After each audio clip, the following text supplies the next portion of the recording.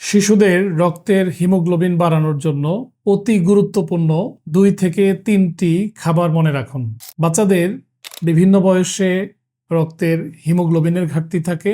এই হিমোগ্লোবিন কম থাকলে বাচ্চার খিটখিটে মেজাজ, মুখে ঘা, ঠোঁটের কোণায় ঘা, অতিরিক্ত ঘাম হওয়া, খাবারে অরুচি, দীর্ঘদিন ওজন বৃদ্ধি না হওয়ার মতো জটিলতা হয়। বিশেষ করে দুধ, ডিম অতি গুরুত্বপূর্ণ প্রোটিন এবং মিনারেলযুক্ত খাবার।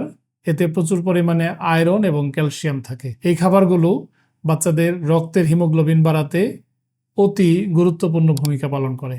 বাচ্চাদের রক্তের হিমোগ্লোবিন বাড়ানোর জন্য ফলের মধ্যে খেজুর এবং কলা অন্যতম।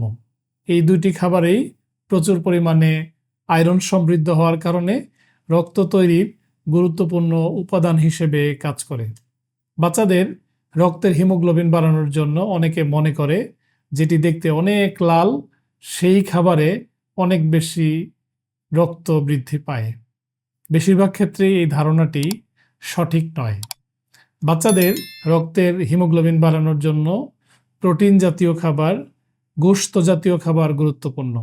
বিশেষ করে চিকেন, গরুর গোশত সহ অন্যান্য যে কোনো গোশতে বাচ্চাদের রক্তের হিমোগ্লোবিন বৃদ্ধি পায়।